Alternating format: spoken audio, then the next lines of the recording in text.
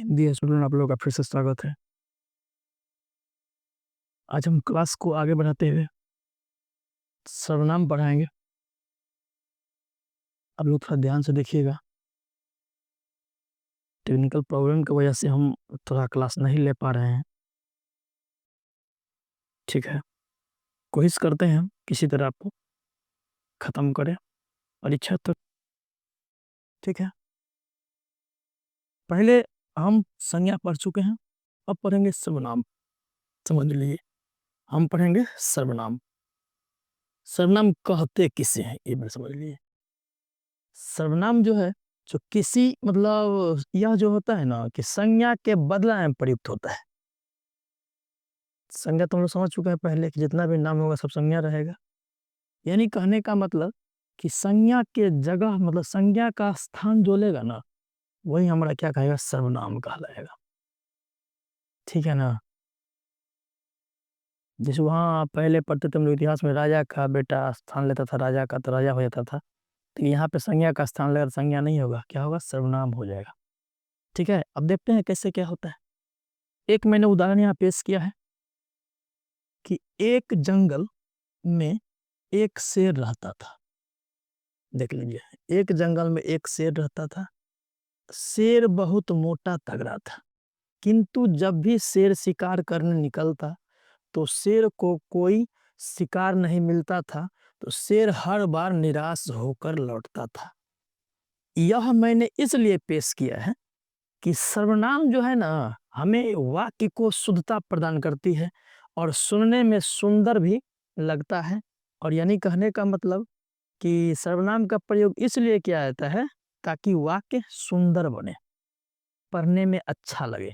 क्या इसमें जो देख रहे हैं हम लोग कि क्यों प्रयोग किया गया है, आखिर आखिर क्यों प्रयोग किया गया है। सबसे पहले तो हम लोग एक वाक्य में ढूंढते हैं, एक वाक्य हम देख रहे हैं कि यहाँ एक वाक्य है, यहाँ एक वाक्य है। ठीक है, एक वाक्य है, यहाँ एक वाक्य है। देख लीजिए कि एक जंगल में एक शेर रहता था, तो हमने चुन लिया कि यह क्या है, संज्ञा है। यह क्या है, संज्ञा है। संज्ञा तो मिल चुका है ना। अब देख लीजिए, फिर हम क्या अगला वाक्य में क्या देख रहे हैं कि शेर बहुत मोटा तगड़ा था। देखिए, जबकि हम लोग पैराग्राफ एक ही देख रहे हैं और फिर उसमें देख ले कि फिर शेर बहुत मोटा था, तगड़ा था। किंतु जब भी शेर, यानी बार बार शेर कहने में लग रहा है कि हमको नहीं लग रहा है आपको कि थोड़ा बोरिंग सा हो रहा है, कुछ ऐसा भी डाले उसको अच्छा सुनने में भी लगे। तो यानी कि क्या करेगा, तो संज्ञा के स्थान जो घेरेगा ना, जो संज्ञा का स्थान घेरेगा पकड़ेगा, वही सर्वनाम कहलाएगा। और सर्वनाम आ जाने के बाद वाक्य जो है सो सुंदर सुनने में लगने लगता है ना। जैसे अभी देख रहे हैं बार बार शेर शेर शेर कहते कहते अच्छा नहीं लग रहा है ना। जैसे मान के चले कि अभी अभी फिलहाल बिहार के मधुबनी जिला के सुखी से अपन पर नीतीश कुमार जी आए हुए थे हेलीकॉप्टर से। अगर उसमें हम जो कहते बार बार कि आज मुख्यमंत्री जी हमारे हेलीकॉप्टर से सुखी आए, है ना, कमला नदी को देखने के लिए, है ना। हेलीकॉप्टर से उतरने के बाद फीता काटे और फिर हेलीकॉप्टर में चढ़ के चले गए। मतलब क्या, ये बार बार हेलीकॉप्टर हेलीकॉप्टर करने से क्या फायदा हो रहा है। लग नहीं रहा है कि हम शायद पहली बार हेलीकॉप्टर का नाम में सुने, इसलिए हम बार बार घोष रहे हैं, रिपीट कर रहे हैं, है ना। ऐसा नहीं होना चाहिए। एक बार कह दिए कि हेलीकॉप्टर से आए तो समझ में आ गया भाई कि नीतीश कुमार यानी कि हमारे माननीय मुख्यमंत्री नीतीश कुमार जी हेलीकॉप्टर से आए, हम समझ गए ना। मेरे तो हम समझ चुके हैं। अब बार बार कहेंगे हेलीकॉप्टर हेलीकॉप्टर तो सुनने वाला के गुस्सा आ जाएगा, कान तो जिंदा बड़ा खींच देगा। इसीलिए बार बार कोई चीज़ सुनने में अच्छा नहीं लगता, एक बार कहिए बस हो गया। यही चीज़ हमें इंडिकेट करता है सर्वनाम की संज्ञा कि मतलब हर बार मतलब एक ही वाक्य में हर एक ही मतलब क्या कहते हैं, संज्ञा को बार बार रिपीट करना कहीं से उचित नहीं है और नहीं अच्छा सुनने में लगता है ना। इसीलिए हम लोग क्या करते हैं, तो संज्ञा का स्थान किसका दे देते हैं, सर्वनाम को दे देते हैं और वो अपना स्थान लेके वाक्य को सुंदर बना देता है। यही काम हम लोग यहाँ करेंगे। देख रहे बार बार शेर शेर आ रहा है कि एक जंगल में शेर रहता था, शेर बहुत मोटा तगड़ा था, किंतु जब भी शेर शिकार करने निकलता था तो शेर को कोई शिकार नहीं मिलता था, तो शेर हर बार निराश हो जाकर नहीं लग रहा है उल्टा पुल्टा? इसको हम लोग सही करेंगे। सही कैसे करेंगे? तो सर्वनाम का प्रयोग करेंगे। लेकिन याद रहे कि पहला वाक्य में जो है ना, कि हम लोग पहला वाक्य में संज्ञा को नहीं हटाएंगे। पहला वाक्य में संज्ञा को नहीं हटाएंगे। जैसे कि मैंने बोला ना कि नीतीश कुमार जी, हमारे माननीय मुख्यमंत्री नीतीश कुमार जी हेलीकॉप्टर से आए। पहली बात तो कहेंगे, इसके बाद हम नहीं कहेंगे। ठीक उसी प्रकार से इसमें हम पहला संज्ञा को नहीं हटाएंगे। तो पहला संज्ञा हमारा शेर है, इसको हम यहाँ पर शेर ही रहने देंगे, इसको नहीं हटाएंगे। तो क्या लिखा गया कि एक जंगल में एक शेर रहता था, ठीक है। वह, यहाँ इस जगह पे क्या कर देंगे हटा करके? यहाँ पे क्या कर देंगे हटा करके? वह, क्या कर देंगे? वह। मार्कर नहीं चल रहा है भाई।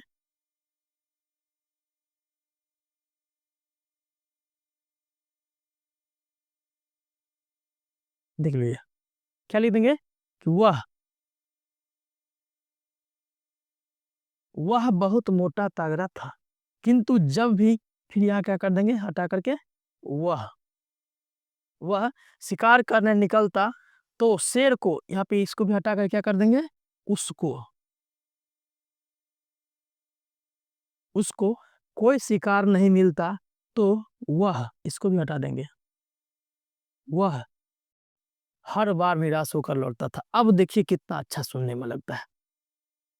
मैंने क्या किया है, तो एक संज्ञा को रखा, बाद बाकी संज्ञा को हटा कर क्या प्रयोग कर दिया? तो सर्वनाम प्रयोग कर दिया। तो सर्वनाम की परिभाषा भी यही है, जो संज्ञा के स्थान में प्रयोग होता है वही सर्वनाम कहलाता है। तो जो जो संज्ञा का स्थान, यानी जो जो शेर का स्थान पकड़ा है वह सब क्या हो गया? सर्वनाम हो गया। अब समझ में आया बात? तो चेक करते हैं फिर से हम लोग। एक जंगल में एक शेर रहता था, इसको यही शेर को छोड़ दिए हैं। एक तो राजा रहना चाहिए ना, तो राजा रख दिए हैं।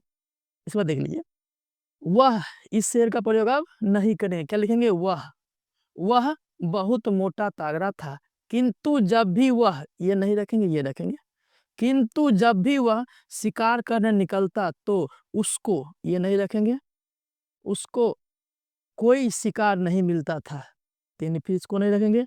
तो वह हर बार निराश होकर लौटता था। कितना अच्छा लगा है।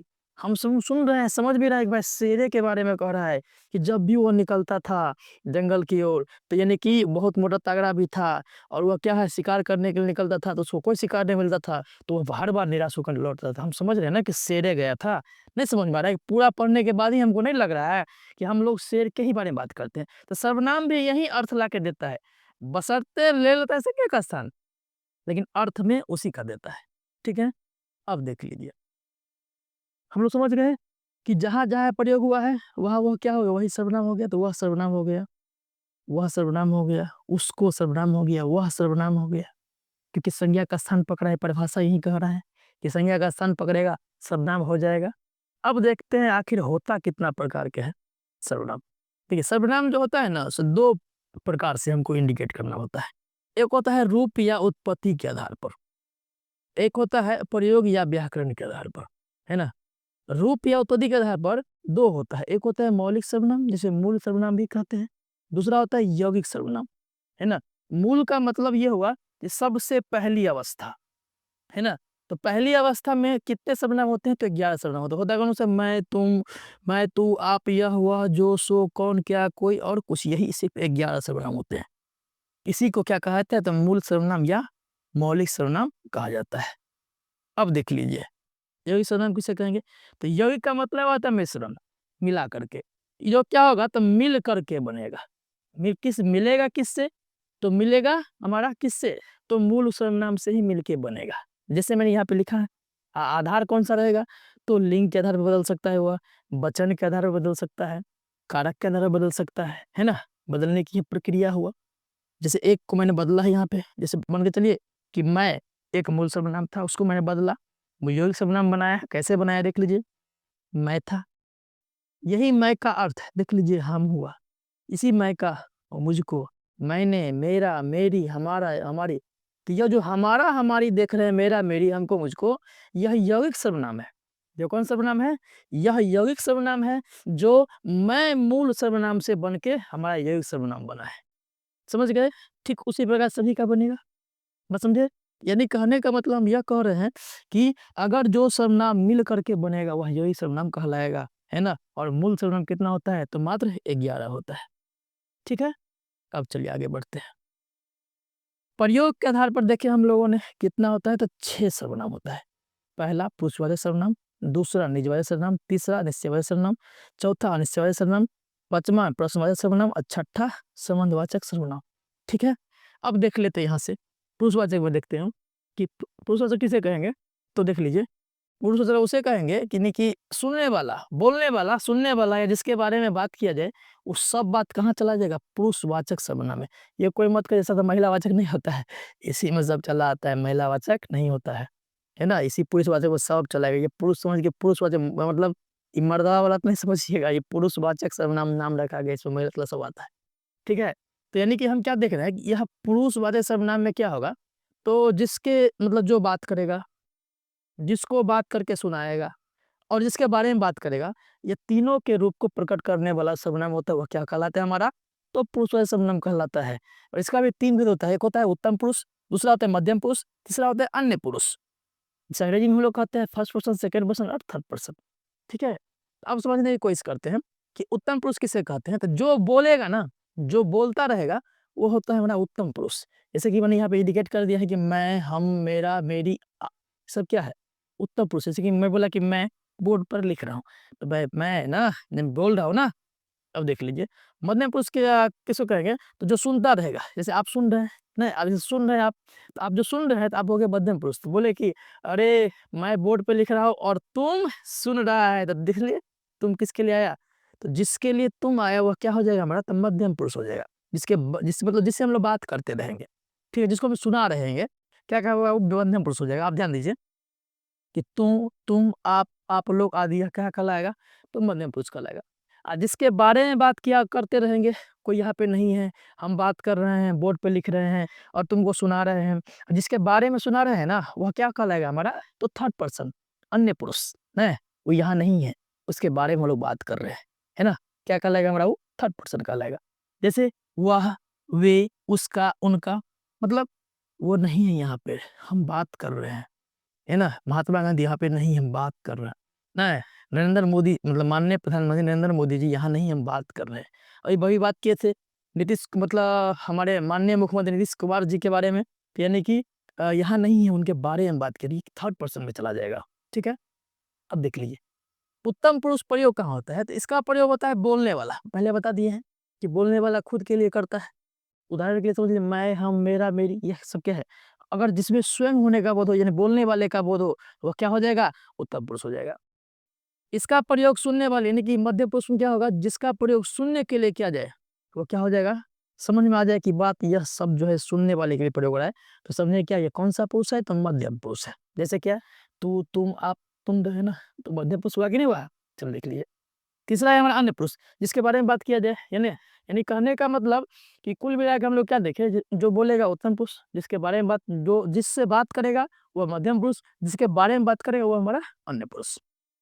ठीक है, तो हमारा सर्वनाम का जो पहला भेद था पुरुषवाचक वो दो खत्म हो गया। दूसरा है हमारा निश्चयवाचक। देख लीजिए, निश्चयवाचक, निश्चय का मतलब होता है जिससे निश्चितता का बोध हो, उसमें कोई इधर उधर नहीं, टाल मटोल नहीं, निश्चित तो निश्चित, वो क्या कहलाएगा हमारा, निश्चय सर्वनाम कहलाएगा। जिसमें लिख दिया है कि जिस सर्वनाम से किसी व्यक्ति या भाव के निश्चय होने का बोध हो, वह क्या कहलाएगा हमारा, तो निश्चय सर्वनाम कहलाएगा। जैसे देख लीजिए, यह, वह, ये, वे, मतलब क्या कह देंगे, यह देख रहे हैं ना, यह मार्कर मैं निश्चित है, मार्कर ही है, ये कोनो मोबाइल नहीं है, यह मार्कर ही है, कंफर्म, निश्चितता, यानी जिससे निश्चित होने का बोध हो, वो क्या कहलाएगा, निश्चय सर्वनाम कहलाएगा।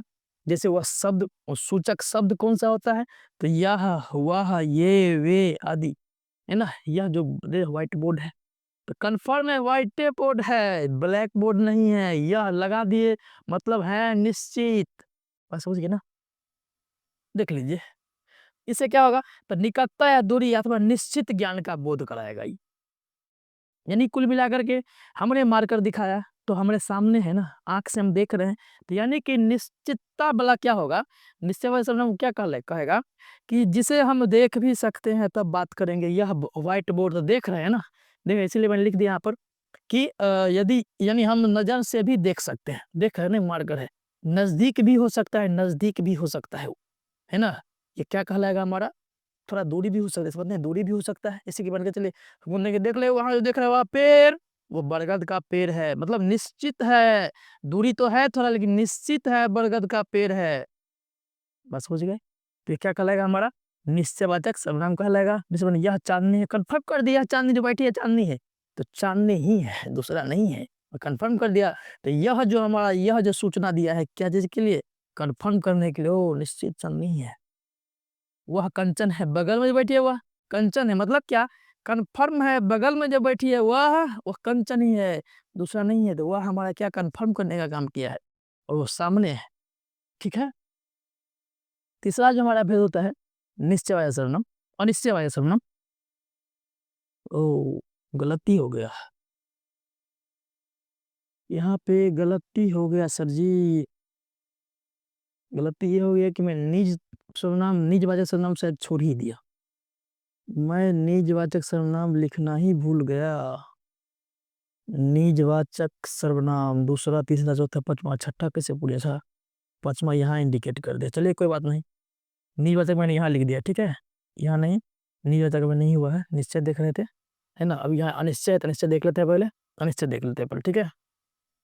देख लिया निश्चय, देख लीजिए अनिश्चय वाले सर्वनाम देख लीजिए कि जस्ट इसका उल्टा, जिसका निश्चितता होने का बोध नहीं वो अनिश्चय कहलाएगा, जिसके अनिश्चय मतलब निश्चित होने का बोध नहीं वही अनिश्चय कहलाएगा।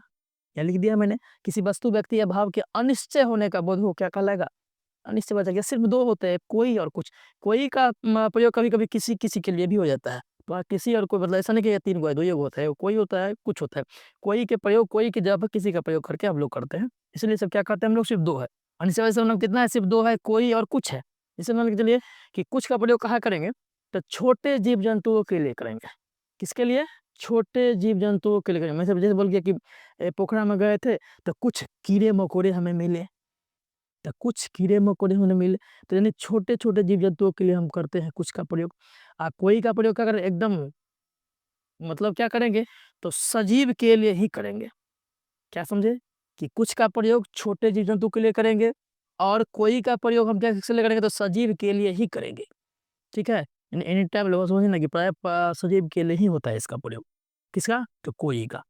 यानी कहने का मतलब कंफर्म नहीं दर्शा रहा है कि, जैसे मान के चलिए उदाहरण के लिए बता रहे हैं कि अरे वहां देखो तो कोई आ रहा है, मतलब निश्चित नहीं है, आ तो रहा है पर निश्चित नहीं है कौन आ रहा है ना।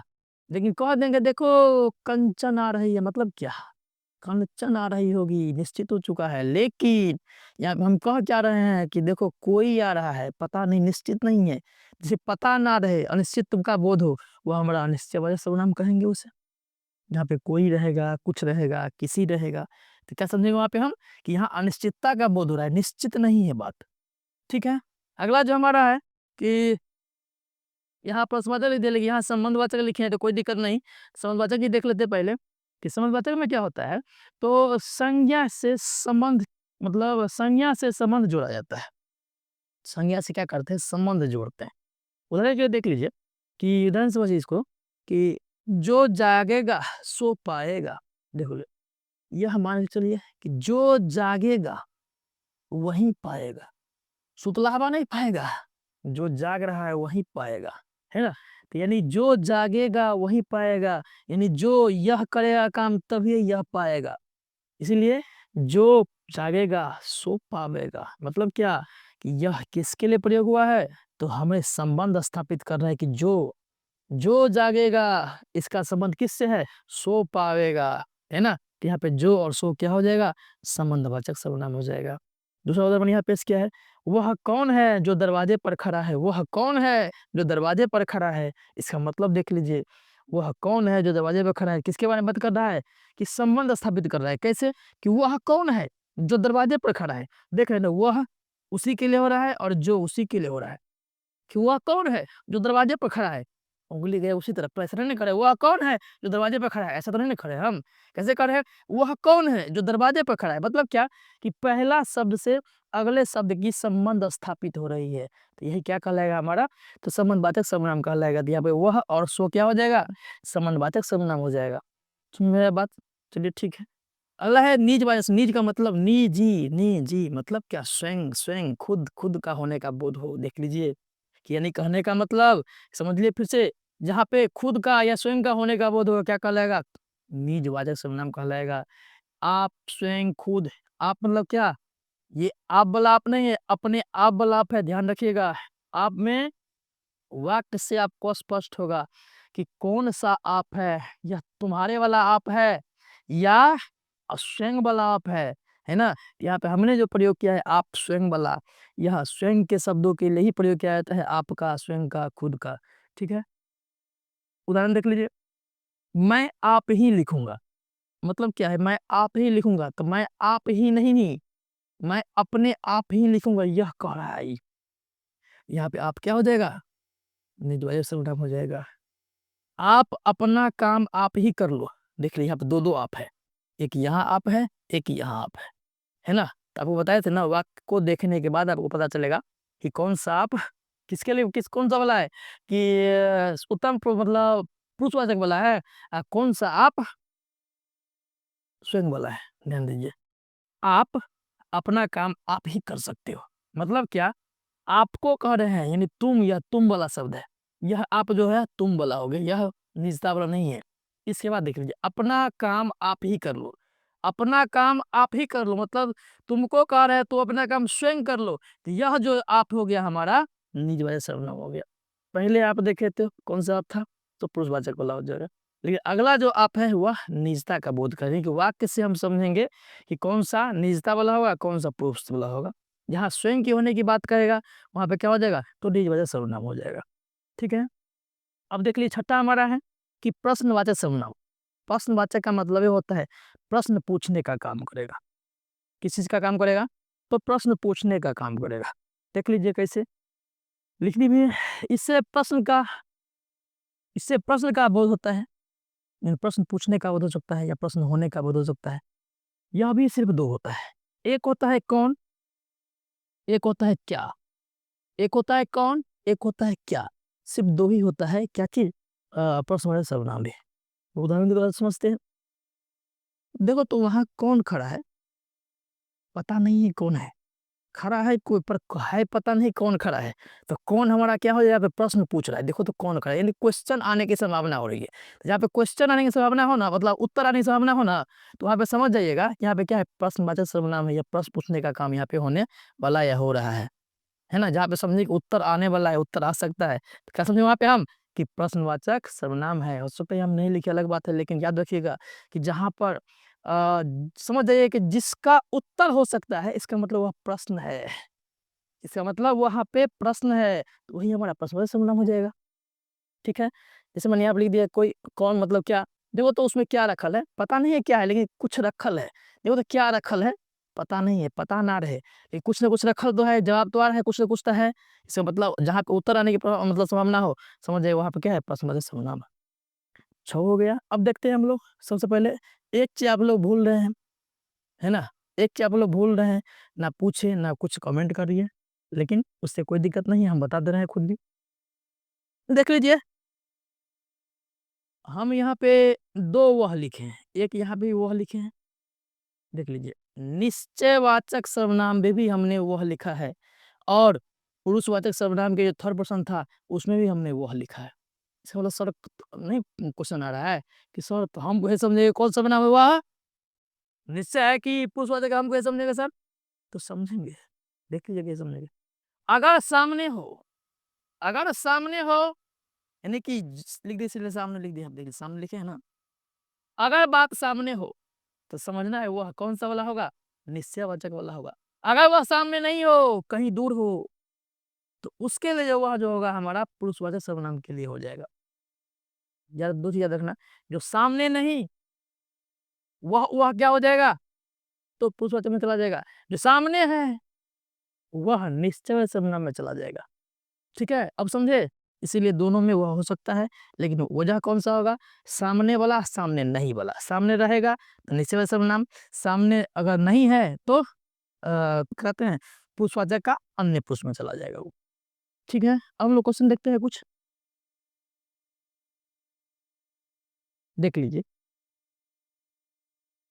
महिला को ने क्वेश्चन लिख रखा है कि पुरुषवाचक सर्वनाम का उदाहरण निम्न से कौन सा नहीं है, यानी कि पुरुषवाचक सर्वनाम का उदाहरण कौन सा नहीं है, कौन सा है ये नहीं पूछा जा रहा है, कौन सा नहीं है। तो देख लीजिए कौन सा नहीं है। ए में है श्वेत, बी में है मैं, सी में है तू, डी में है आप। देख लीजिए आप तो होबे करते हैं पुरुषवाचक, नहीं आप है ना, देख आप है ना यहाँ पे, इसमें देखिए आप है पुरुषवाचक है। तू भी है, देख लीजिए मैं तो है, ये है एक श्वेत ही हमें लग रहा है क्या चीज, यह गलत है, यह पुरुषवाचक सर्वनाम नहीं है। दूसरा क्वेश्चन है कि निश्चयवाचक सर्वनाम का उदाहरण कौन सा, निश्चयवाचक सर्वनाम का उदाहरण कौन सा नहीं है, मतलब निश्चय नहीं है मतलब अनिश्चय होगा, मतलब क्या होगा, अनिश्चय होगा, निश्चय नहीं है मतलब अनिश्चय होगा। देख लीजिए यह तो निश्चितता का बोध कर रहा है भाई, कुछ देखो वो अभी निश्चितता का बोध, एक कुछ देख रहा है क्या, ओ यही यही क्या है, अनिश्चितता का बोध कर रहा है, ये क्या हो जाएगा, कुछ उत्तर हो जाएगा। तीसरा क्वेश्चन है हमारा कि प्रश्नवाचक सर्वनाम कौन नहीं है, कौन सा प्रश्नवाचक सर्वनाम नहीं है। देख लीजिए कौन, ये तो प्रश्नवाचक है, क्या ये तो प्रश्न पूछ रहा है, यह देखिए कंफर्म कर रहा है ना, इसलिए यही क्या हो जाएगा, इसका उत्तर हो जाएगा। चौथा है संबंधवाचक सर्वनाम कौन नहीं है, कौन सा संबंधवाचक सर्वनाम नहीं है। देख लीजिए यह, यही तो नहीं है, यही तो नहीं है ना, यह क्या हो जाएगा, तो निश्चयवाचक सर्वनाम में चला जाएगा, देख रहे हैं ना। अब देख लीजिए कि जो सो अभी बताया यह संबंधवाचक है, लेकिन कह रहा है संबंधवाचक नहीं बोला ना, तो इसलिए यह इसका उत्तर हो जाएगा। पांचवा हमारा क्वेश्चन है कि कौन सा निजवाचक सर्वनाम नहीं है, कौन सा निजवाचक सर्वनाम नहीं, किस वाक्य में स्वयं की होने की बात नहीं हो रही है, यह चुनना है। पहला ऑप्शन है मैं आप पढ़ू, मैं आप पढ़ता रहूंगा, मतलब क्या इस वाक्य से नहीं लग रहा है कि कह रहा है कि मैं अपने आप पढ़ता रहूंगा, तो यह इसमें तो है निजता, कह है निजता नहीं बोला। दूसरा है मैं आप खेलता रहूंगा, मैं आप नहीं है, यहाँ मैं अपने आप खेलता रहूंगा, यह भी स्वयं का बोध हो रहा है। मैं पढ़ना चाहता हूँ, देख लीजिए मैं पढ़ना चाहता हूँ, यह है क्या, मैं आप 10 घंटे प्रतिदिन काम परिश्रम करूंगा, मैं आप मतलब मैं स्वयं 10 घंटे, यहाँ पे क्या हो जाएगा, ये भी सही, ये भी सही, ये भी सही। मैं पढ़ना चाहता हूँ, इसी में क्या है, तो स्वयं की होने की बात नहीं हो रही है, निजता का नहीं हो रहा है, ये क्या हो जाएगा उत्तर, सी हो जाएगा इसका उत्तर। ठीक है, अगर इसमें भी आपको समझ में कहीं पे ना आया हो तो आप कमेंट कर दीजिएगा, मैं फिर से समझा दूंगा, क्योंकि एग्जाम के दृष्टि से हम थोड़ा स्पीड चल रहे हैं, इसमें बहुत ज़्यादा और ही मैटर था, लेकिन जैसे कि एग्जाम में आपको नहीं छूटेगा मैं उतना कर दिया हूँ, सर्वनाम से आपको क्वेश्चन नहीं छूटेगा मैं उतना कर दिया हूँ, लेकिन फिर भी कहीं अगर दिक्कत हो तो आप कमेंट कर दीजिएगा, फिर इसको हम सही कर देंगे और अच्छा से बता देंगे फिर से। ठीक है, धन्यवाद।